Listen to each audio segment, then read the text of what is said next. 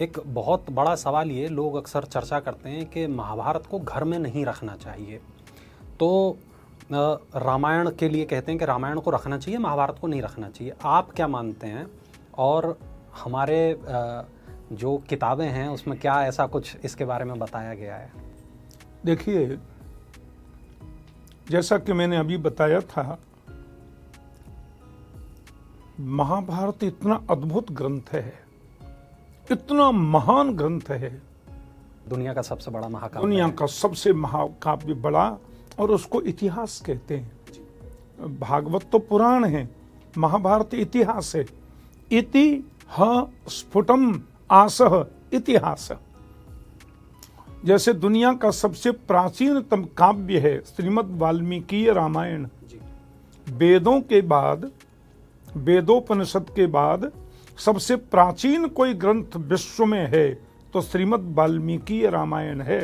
तकरीबन 17 लाख वर्ष पहले महर्षि वाल्मीकि जी ने अपने जीवन काल में रामचरित्र को लिखा। वाल्मीकि रामायण के रूप में एक महापुरुषोत्तम महामानव की गाथा उन्होंने बताई, और वो भगवान राम के जीवन काल की घटना को जीवन काल में उन्होंने लिखा।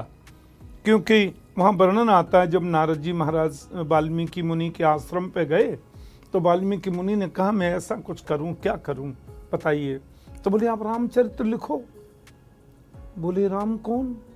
बोले, वही जो कुछ दिन पहले आपके आश्रम पे आए थे, चित्रकूट जा रहे थे, आपने उनको रास्ता बताया, आपके यहाँ रुके और बड़ी आपकी आत्मचर्चा हुई, वही तो राम है। तो भगवान राम के अवतार को शास्त्रीय मान्यता के अनुसार तकरीबन 17 लाख वर्ष पूरे होने को जा रहे हैं, 17 लाख वर्ष चल रहे हैं। तो उसी समय वाल्मीकि रामायण लिखी, और दुनिया का सबसे बड़ा महाकाव्य महाभारत है। जैसे वाल्मीकि रामायण है तो महाभारत में मैंने जैसे बताया अभी, यदि हास्ति तदन्यत्र यन्ने हास्ति न तत्क्वचित, जो चीज महाभारत में वो सब जगह, और जो महाभारत में नहीं है वो कहीं नहीं है।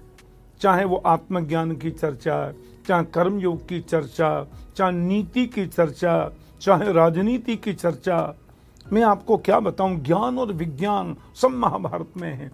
तमाम रस जो भी हो सकते हैं सब कुछ उसमें है, नवरसों से समन्वित वो ग्रंथ है जी। लेकिन महाभारत का एक अध्याय आप रोज घर में पढ़ेंगे तो आपको कम से कम 11 साल लगेंगे पूरा महाभारत पढ़ते पढ़ते। अब महाभारत आपके घर में है और एक अध्याय आप रोज पढ़ रहे हैं, एक सर्ग जिसको बोल दें, तो आपको 10 से 11 साल लगेंगे पूरा करने में। अब 11 वर्षों में गृहस्थ आश्रम में, घर में कभी तू मैं नहीं हो, कभी कोई बात विवाद नहीं हो, ऐसा हो सकता है? संभव नहीं। अब जरा सा कोई बात, ओहो महाभारत रखा है इसलिए महाभारत हो गया, तो महाभारत के माथे मर देते हैं लोग। ये बिल्कुल फालतू बातें हैं, एकदम व्यर्थ की बातें हैं। मैं कहता हूँ महाभारत घर में रखना ही चाहिए, महाभारत रोज पढ़ना ही चाहिए। महाभारत में आप विदुर नीति पढ़िए, क्या गजब की व्याख्या। विदुर नीति के कुछ अंश ऋषि चाणक्य ने लिए हैं अपने ग्रंथ में।